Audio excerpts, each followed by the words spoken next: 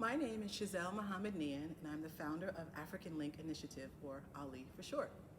ALI is an evidence-based identity development program that is transforming the way that teens of African descent see and experience their world and their possibilities by first transforming how they see and experience themselves and the continent of Africa. ALI has 3 parts and culminates in a birthright trip to Ghana. ALI was really birthed from my own childhood experience where I felt like I became violently disconnected from my blackness. When I was about 6 or 7 years old, I remember waking up in the middle of the night to my family screaming, crying, and telling me to get down, don't look outside, don't look out the window. Of course, I looked out the window and I saw a cross burning in our front yard. The trauma from that experience, although I didn't realize it at the time, stuck with me and stays with me till today. Once you see something like that in your own yard, it's something you really cannot easily cleanse yourself of. For decades, I spent decades wrestling with my African American identity. Many times not understanding what it meant to be African. I didn't know anyone in Africa. I didn't know anything about Africa. I didn't know about Africans. Yet, at the same time, I didn't quite feel like I was American either. Americans, in my experience, didn't look like me and didn't seem to need nor want me or anyone that looked like me. So for a time, it felt perhaps a bit trapped. W.E.B. Du Bois, in his book, The Souls of Black Folks, he talks about this juxtaposition between being African and American. And when I read that, it so resonated with me because I said, that's what I was going through. And it's this world that you live between for so long that you don't feel like you're quite either one. In 2019, I took my own birthright trip to the continent of Africa, and that changed everything. Now I will say that before I went to Africa, I had the idea for ALI in my head because even then I knew what my problem was. And I knew enough Black adults like me that had similar challenges and problems. By that I mean the struggle to be African American, to not know anything about Africa, have a longing there, but you don't know anything about who you are, what country do you even go to? And where we come from is truly at the root of that struggle. So I knew that in working with the Boys and Girls Club, who I'd been working with for a while at that point, I knew that I wanted to serve the kids there. And I knew that they could benefit from a program like this. So then I went about doing my research. I talked with the teens. I looked at the data that the organization had already gathered on what the challenges they had, what they had tried in the past, what worked, what didn't work. And then I did another series of interviews and a lot of data gathering. And I put all this information together, and it really solidified my belief and my experience that African Americans, really people of African descent, we need to connect to our ancestral heritage in order to be successful in our current lives and really to envision our futures. You know, there's a saying by the late Dr. Reverend Joseph Lowry that goes, if you don't know where you come from, it is hard to understand where you are and even more difficult to see where you're going. And that is the epitome of my struggle as a kid and as a teen. And I was determined to not let it be the story of my struggle as an adult. Going one step further, my background being in learning and development, I knew I could design a program that could give to young people what I felt like I needed as a teenager, a sense of my Black identity and a sense of safety in being Black. And our next cohort of scholars is starting soon. So our application period is open to nominate your child or a child that you know to be a scholar in our program. You can go to our website and click at the top, nominate a scholar. You can also find us on Facebook, African Link Initiative, and on Instagram, African Link Initiative. We look forward to hearing from you and pouring into your child. If you want to donate to African Link Initiative to help the work that we're doing every day, to also help our students to take their birthright trips to the continent in 2022, all donations are tax deductible, as allowed by law, through our partnership with United Way of Greater Mercer County. My name's Elizabeth Theraville. I'm 17 years old. I'm in 12th grade, and I'm an African Initiative Scholar, and now I'm a TED Talker. Okay, my name is Nia Joy Singleton.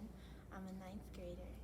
I am an African Link Initiative Scholar and now a TED Ed student speaker. My name is Jermaine Bourne Jr. I am in the 12th grade and currently 17 years old.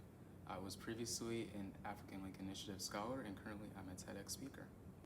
My name is Aoife Tella Swan and I'm 15 in the 10th grade.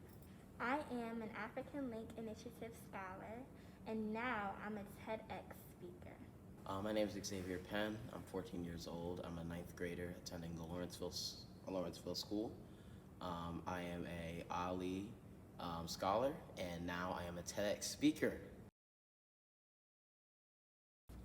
I feel very accomplished. While I was talking, I was really nervous, but I'm glad that I got to have this experience. I'm happy that I got it done, but I'm still very nervous and anxious because I just want to know how good I did. I feel ecstatic that I went through all the work and it's great to see the results of it.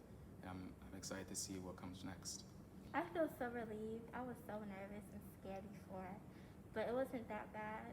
I had fun on stage. It's a mix of relief, and I just honestly say relief because of the fact that I've been working so hard on that script for about like a month now, even maybe a bit more, and it's that feeling of finally being able to ideas and spread that to the world is one thing, and also it's just a culmination of all that work I've put in to make that speech.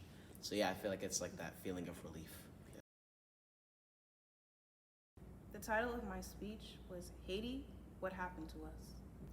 I chose this topic because I'm of Haitian descent, and both of my parents are immigrants, and just seeing the plight of Haiti and what's going on, all of the political corruption, the death of their president because he was assassinated, it was just all too much. And I just realized we really can't catch a break, and I wanted people to know what's going on with Haiti if they didn't know already. The name of my speech was I Can Breathe. It was the remix of the slogan I Can't Breathe.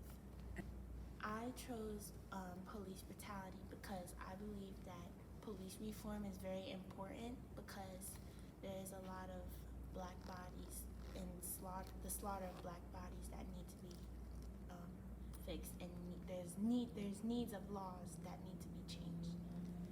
So the title of the speech is Hidden History, and the topic of the speech is really about uncovering the history that's been hidden about African Americans in this country.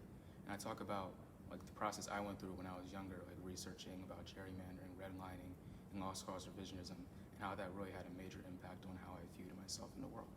The name of my TEDx title is How Black Women's Pain Contributed to Medical Science.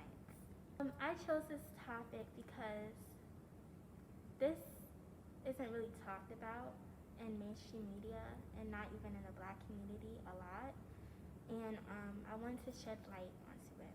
So the title of my talk was The Black Monolith, the single story of the Black experience in film. And basically I was talking about how in film specifically that black people had a lack of variety in the stories told. It was always archetypal in the way they were told. And I feel like that traced back to the 1990s with the release of movies that were christened the hood dramas at the time, like Boys in the Hood and Menace to Society.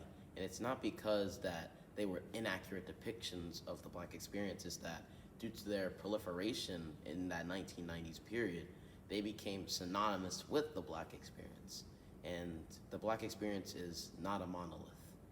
It's a variety of experiences. And to shorten it down is to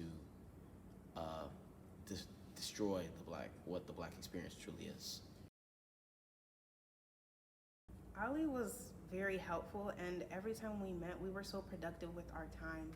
Ms. Chazelle was very strategic in how we used our time and helping us to film our TED Talk. She helped us and gave us ideas if we were stuck, if we were sometimes unmotivated or tired from coming from school.